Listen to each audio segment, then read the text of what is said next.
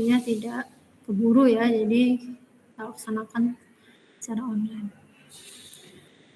Untuk mengawali kelas hari ini, ada baiknya kita berdoa terlebih dahulu. Berdoa menurut agama dan kepercayaan masing-masing, berdoa dipersilakan.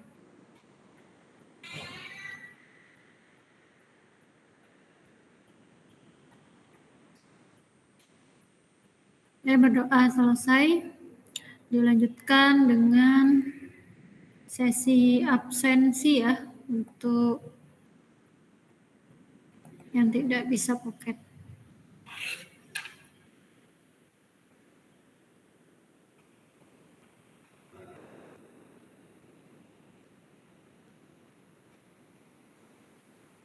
Natasha Silvera,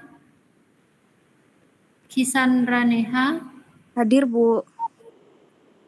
Muhammad Arif Darmawan, Ustum Al-Arif Billah, Teddy Ahmad Januar, hadir Bu. Walsan, Muhammad Afan. Oke, sudah 21 ya. Oke, terima kasih atas kehadiran mahasiswa yang sudah hadir pada kesempatan kali ini ya. Mungkin kita tidak lama ya di kesempatan kali ini karena materinya juga tidak terlalu banyak. Jadi di pertemuan ini topik bahasannya adalah sistem transportasi pada bangunan gedung ya. Nah, sedikit informasi dulu di awal bahwa hari Kamis ini nanti akan kepotong banyak libur ya.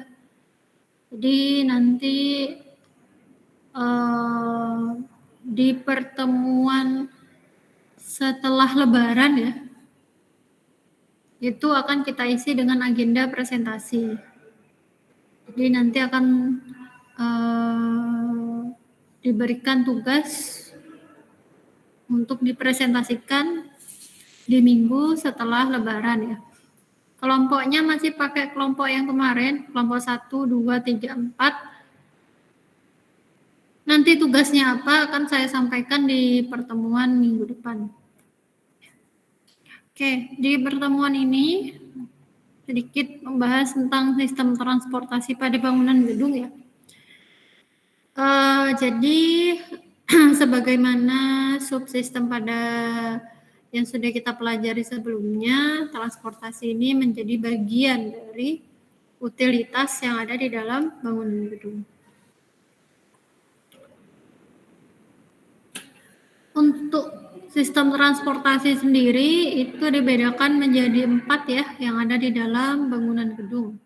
Jadi sistem transportasi yang dipakai untuk berpindah ya dari satu tempat ke tempat yang lain. Ada horizontal, ada vertikal, ada manual, ada mekanis. Teman-teman tentu sudah tidak asing lagi dengan gambar-gambar yang ada di slide ya. Bentuk koridor, lift, eskalator, dan tangga. Nah, kalau untuk horizontal sendiri itu ada 2 contohnya ya. Koridor dan konveyor berjalan ya. Rel berjalan. Koridor itu juga menjadi salah satu transportasi horizontal ya. Karena sebagai sarana dari satu ruangan ke ruangan yang lain. Karena kalau tidak ada koridor kan nggak mungkin kita berpindah dari satu ruangan ke ruangan lain itu dengan cara menembus antar ruangan gitu ya. Lalu untuk versi pakai alatnya, kalau koridor kan dia manual ya. Pakai mekanis itu namanya konveyor ya. Jadi supaya mempercepat pergerakan kita tuh bisa digunakan belt conveyor. Yang biasanya terpasang di bandara, di terminal. Itu ya yang membutuhkan pergerakan cepat ya dari satu tempat ke tempat yang lain.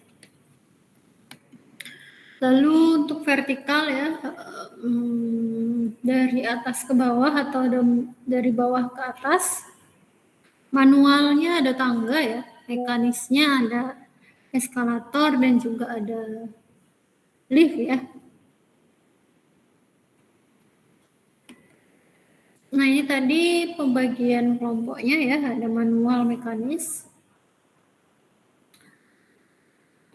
Kemudian, nah untuk tangga di sini ada beberapa kriteria ya yang harus dipenuhi supaya kenyamanan dalam berpindah dari satu tempat ke tempat yang lain ya, dari atas ke bawah atau dari bawah ke atas itu dapat dilakukan dengan aman dan nyaman. Oke, mungkin nanti ini cukup bisa dibaca saja ya, agar terlalu kita pahami ya. Kemudian ada tangga darurat. Jadi sebetulnya yang bagus itu ada 2 klasifikasi ya. Ada tangga umum sama ada tangga darurat. Kalau tangga umum itu yang dipakai sehari-hari ya. Kalau tangga darurat itu juga dipakai untuk keperluan darurat. Misalnya dalam terjadinya bencana atau gempa bumi ya, seperti gempa bumi ataupun kebakaran untuk mempercepat proses evakuasi. Nah, kemudian eskalator di sini salah satu mesin berjalan ya, tangga berjalan untuk berpindah dari satu tempat dari atas ke bawah ataupun dari bawah ke atas ya, yang menggunakan bantuan mesin ya. Oke, nah ini lift atau elevator ya yang nanti akan mungkin kita bahas sedikit lebih banyak di dalam sistem transportasi ya, untuk memindahkan dari bawah ke atas atau dari atas ke bawah. Nah, kenapa lift atau elevator yang dibahas adalah karena di dalam bangunan gedung perkantoran atau gedung-gedung yang lain yang mengkonsumsi energi listrik paling besar itu adalah dari lift atau dari elevator. Eskalator itu juga pergerakannya menggunakan listrik ya, tapi tidak sebesar lift atau elevator. Jenis-jenis liftnya ini banyak ya kalau kita mau membagi ya, diantaranya ada 4. Ada lift penumpang, isinya buat orang gitu ya maksudnya ya. Kemudian ada lift pasien di rumah sakit. Jadi kalau di rumah sakit itu pasti liftnya nggak cukup 1 ya, karena buat pasien sama buat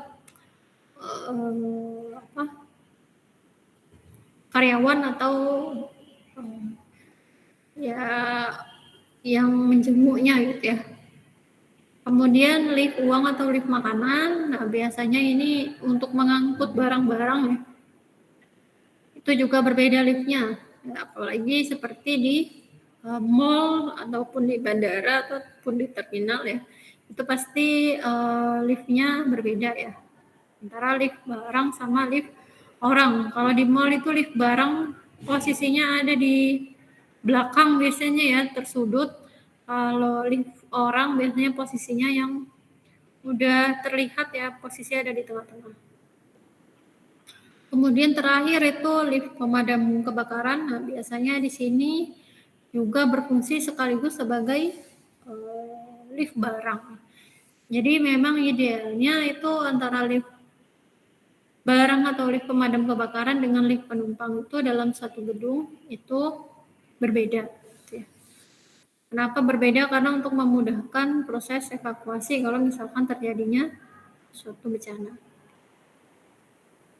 Nah, untuk menentukan kriteria perancangan lift penumpang ada beberapa yang perlu diperhatikan ya.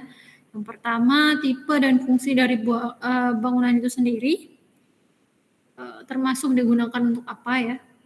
Kemudian banyaknya lantai, semakin tinggi lantainya maka akan semakin banyak ya jumlah liftnya. Luas setiap lantai, kemudian intervalnya ada berapa. Nah, untuk sistem penggeraknya sendiri terbagi menjadi 2 ya. Jadi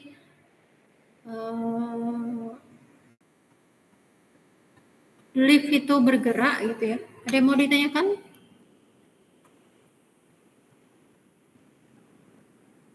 Ada yang raise hand nggak ya? Nggak ada ya.